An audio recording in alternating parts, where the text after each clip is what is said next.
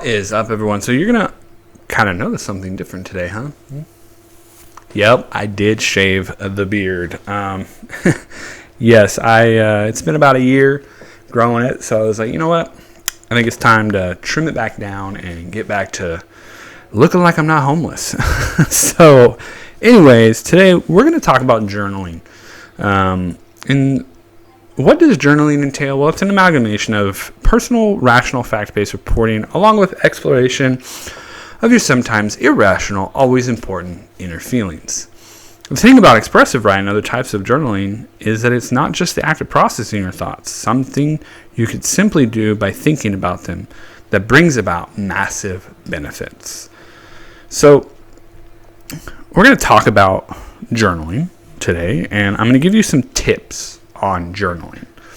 And this is one of those things where if you haven't caught it by now, I think a lot of things are girly, which is kind of subjective and a little bit biased, but then again, that is me projecting my old insecurities and judgmental self. So as I've been growing and learning, I've been wanting to share these things with you, and one of them is journaling, but also understand that I am somebody who is human and make mistakes, and have learned that judging certain things by the way they look, see, sound, smell, or feel is bad. And so I just want to tell you, like, hey, thanks for bearing with me on learning these things and learning a better perspective and viewpoint.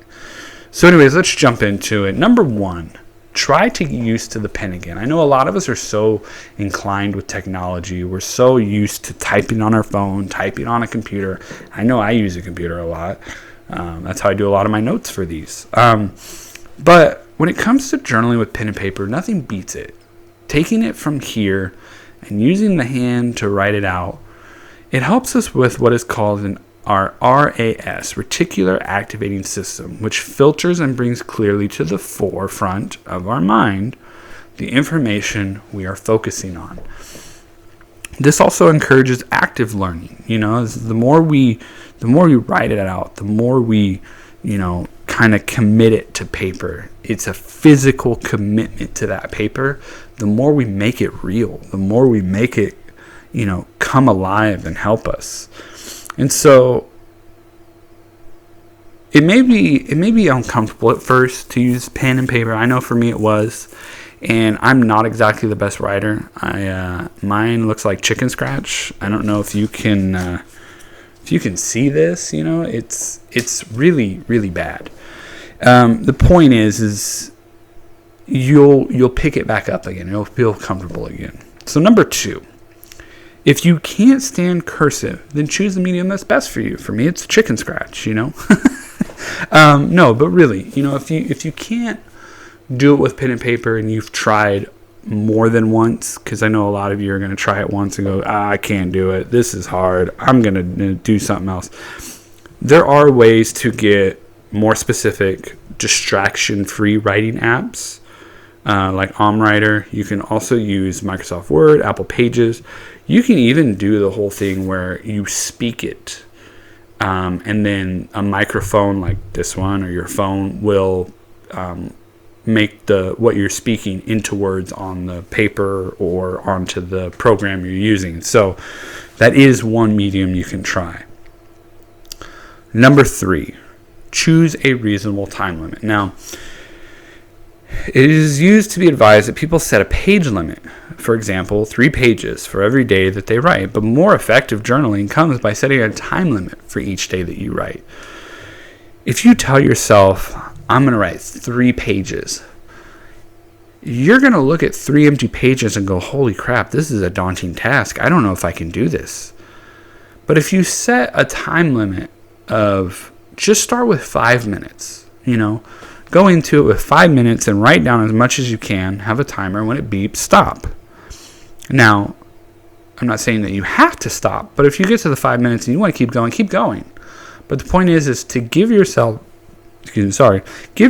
that kind of like, hey, let's go do this. I got 5 minutes. Yeah, that'll help you get started. Eventually try to do it for 15, 20 minutes.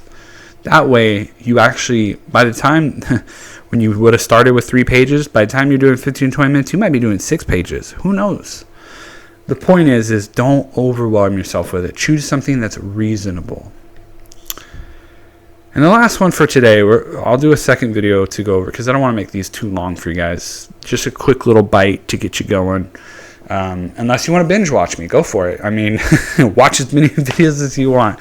But the point is I do these to give you a quick hit, and then you go about your day. Maybe you watch it on break and gives you a little boost and helps you through the day. So, number 4, you needn't be Shakespeare. I don't know why I did that voice. Anyways, you don't need to be Shakespeare for easier understanding.